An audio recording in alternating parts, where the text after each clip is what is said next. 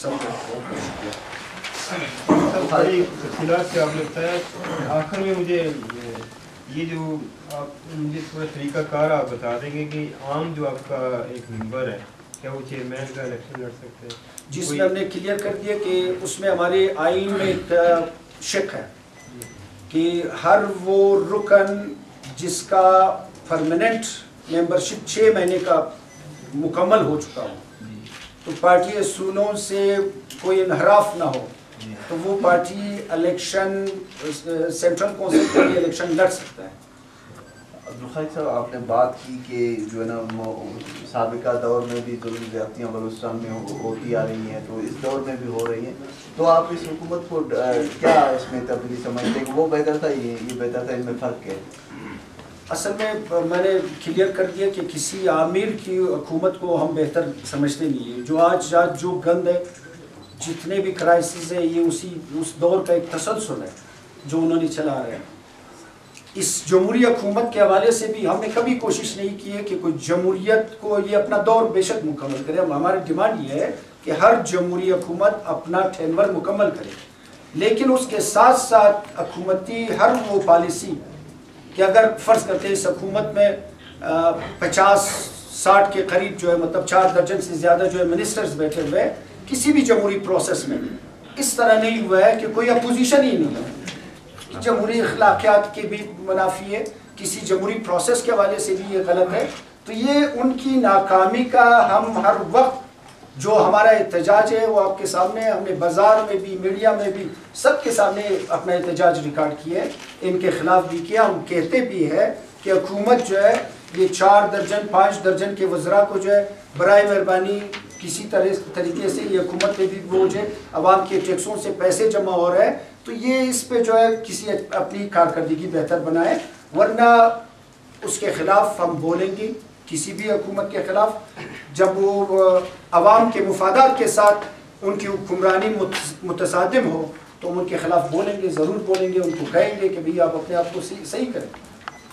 اچھا خالق صاحب, ہزارہ قوم کے افراد بلا شبہ ایک عرصے سے فرقواریت کا شکار چلے آ رہے ہیں, تو اس تناظر میں ایچ ڈی پی کے پاس ایسا کیا نسخہ ہے کہ وہ ہزارہ قوم کے افراد کو, نوجوانوں کو, بوڑھوں کو, یہاں کے ملازمین کو اس عذاب سے, اس عذاب سے نجات دلائیں؟ جلال بھائی, بنیادی بات ہے ہم تھوڑی مطلب 20-25-30 سال کے بعد جائیں گے, پیچھے جائیں گے. کوئٹہ شہر امن کا دائمی تھا. یہاں کے رہنے والے پشتون, بلوچ, سیٹلرز, ہزارہ جتنے بھی تھے, ہم نے بازار میں, لیاقت بازار میں, مختلف جگہوں پہ دیکھے تھے کہ مختلف مسلک کے لوگ جو ہے وہاں پہ اپنے سبیلے لگاتے تھے. وہاں پہ ایک مذہبی احترام, مذہبی برداشت تھا. تو جس طرح میں نے کلیئر کر دیا کہ سابقہ دور میں 2 دہائی سے زیادہ جو ہے اس میں جب سے جو ہے فرقہ واریت کو یا پہ انٹرنیشنل حوالے سے جن کے جو بھی مفادات تھے ہمارے حکمرانوں نے اس وقت اس کو نہیں سمجھا تھا.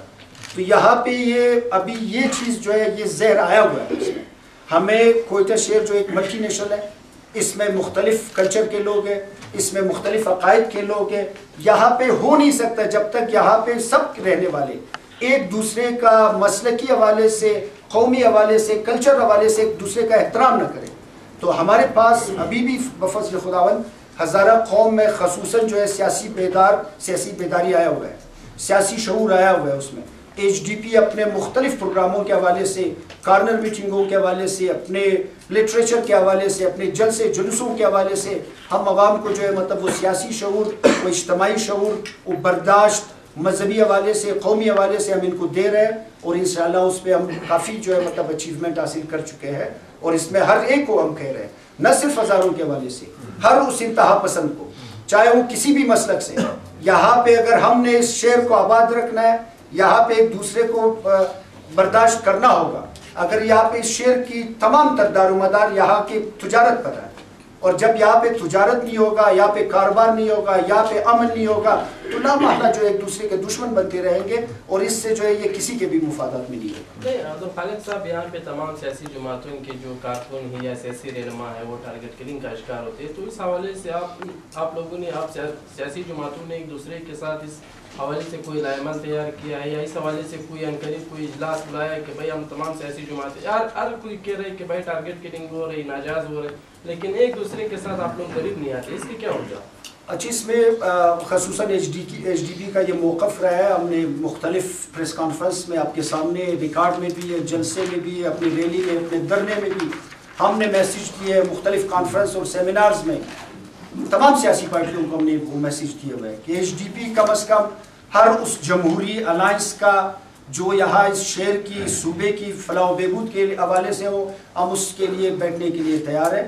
اور انشاءاللہ اس وقت ہمیں تھوڑا بہت جو ایکسپیکٹیشن ہے سیاسی پارٹیوں کے حوالے سے تھوڑا بہت, اس میں میڈیا کے سامنے نہیں کہہ سکتا ہوں, تھوڑا بہت موومنٹ ہو رہا ہے کہ سیاسی جمہوری لبرل قوتیں جو ہے وہ متحد ہو جائے. اور جب تک یہ متحد نہیں ہوں گے, ہم ہر ایک جو ہے اپنی فکر میں رہیں گے, تو یہ بالکل کلیئر بات ہے کہ وہاں پہ مسائل ہر ایک کے لیے ہوتے رہیں گے اور ہر ایک جو ہے اپنی کونے میں بیٹھ کے جو ہے تماشا دیکھتے رہیں گے. اور ہم نے میزان چوک میں یہ کہا تھا, بلکہ یہ شعر کی اس حوالے سے کہا تھا کہ ہمارے قتل پر جو آج ہے خاموش ہو کر جالب, بہت آنسو بہائیں گے, بہت دادے وفا دیں گے. آج یہ نہیں رہے گا. یہ صرف آج اگر میڈیا کے سامنے سے میں یہ کہوں گا, اگر اس حالات کو ہم کنٹرول نہیں کیے تو یہ صرف ہزاروں تک محدود نہیں رہے گا.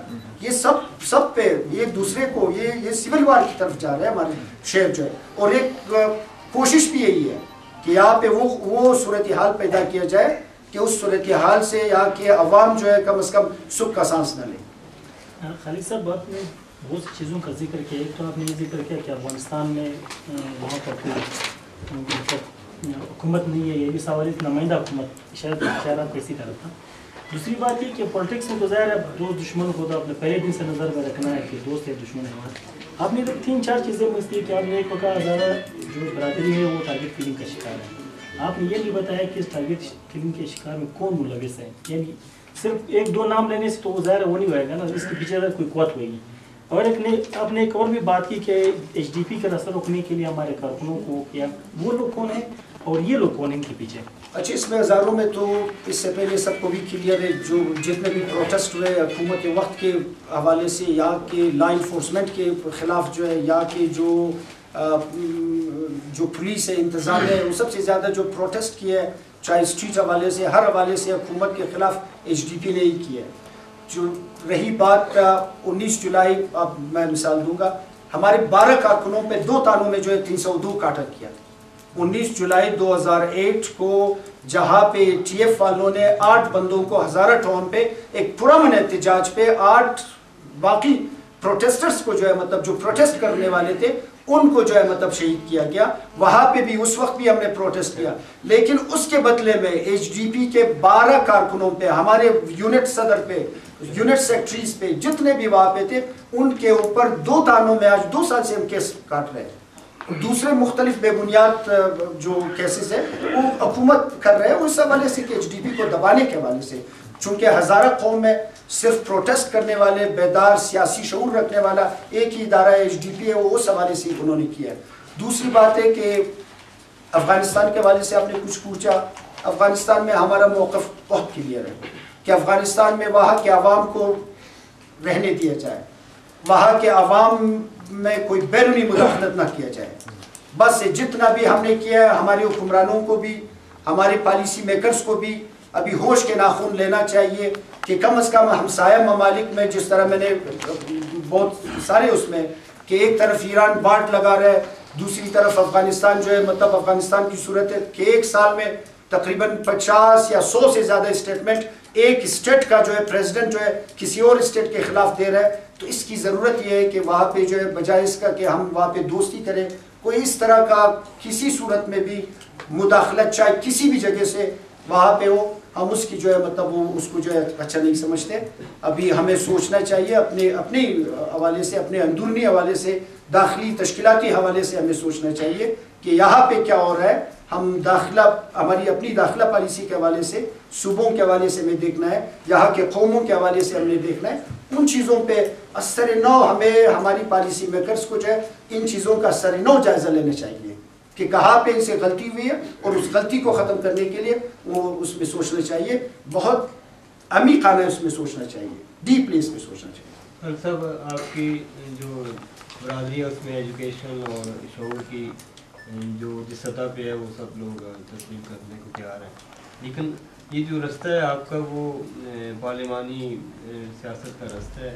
تو جو ہماری پارلیمنٹ اور ہماری جو صوبائی اسمبلی ہے اس میں جو اس وقت صورتحال ہے، تقریباً ہم لوگ تو دیکھ لیں 25-30 سال سے جو لوگ آ رہے ہیں، جس کیٹیگریز کے لوگ ہیں اور جس طرح وہ آتے ہیں، اس میں اگر آپ لوگوں کا کوئی 2-4 بندے آ بھی جائیں تو کیا تبدیلی آپ لاتے ہیں؟ اصل میں بنیادی مسئلہ یہ نہیں ہے کہ صرف ایچ ڈی پی کے حوالے سے پورے بلوچستان میں اس طرح ہوتا رہا ہے. آپ اس کا ریکارڈ دیکھ لیں کہ جہاں پہ اصل جو سیاسی قوتیں تھیں بلوچستان میں، جس کو عوام سپورٹ کر رہے تھے، ان کو انہوں نے ہمیشہ دیوار سے لگایا ان سب کے سامنے. تو آپ جب دھیمی لیڈرشپ لائیں گے، جب آپ اپنا پیدا کردہ لیڈرشپ وہاں پہ لائیں گے تو لامحالہ حالات یہی صورتحال ہوگا. ہم یہ سمجھتے ہیں کہ پورے بلوچستان میں، پورے پاکستان میں ایک آزاد الیکشن کمیشن ہو جس میں عوام کی رائے کا احترام ہو. کم از کم ایک آدمی کو جو اکثریت میں ہے اس کو آپ اس کی شکست، اس کی اکثریت کو آپ اقلیت میں کیوں تبدیل کر رہے ہیں؟ تو یہ وہ قوتیں کم از کم یہاں پہ اپنا ہاتھ کھینچ لیں. اس صورت میں جو اصل عوامی قوتیں ہیں ان کو سامنے لایا جائے. آپ کا پارلیمنٹ بھی صحیح ہوگا، آپ کا صوبہ بھی صحیح چلے گا. جو اگر آپ جو ہے مطلب ڈیمی جو ہے کدری سے اپنے پیدا کردہ جو ہے لیڈرشپ لائیں گے تو بلوچستانی اسمبلی کا یہی حال جو ہے آج اگر 10 آدمیوں کو یہ لوگ نکال کے دیکھ لیں پھر میں دیکھتا ہوں کہ یہ حکومت کس طرح رہے گا. تو یہ چیزیں جو ہے مطلب جو انجسٹس ہو رہا ہے انتخابات کے حوالے سے، ہر حوالے سے ان چیزوں کو ابھی ہم نے سوچنا ہے اور اس چیزوں کو دور کرنا ہے. نہیں صرف ایچ ڈی پی کے حوالے سے، پورے بلوچستان میں اصل سیاسی قوتوں کو دیوار سے لگایا اور اپنے طریقے پہ جو لیڈرشپ انہوں نے پیدا کیا وہ آپ کے سامنے پیچھے حکومت میں بھی ہے، اس حکومت میں بھی رہے.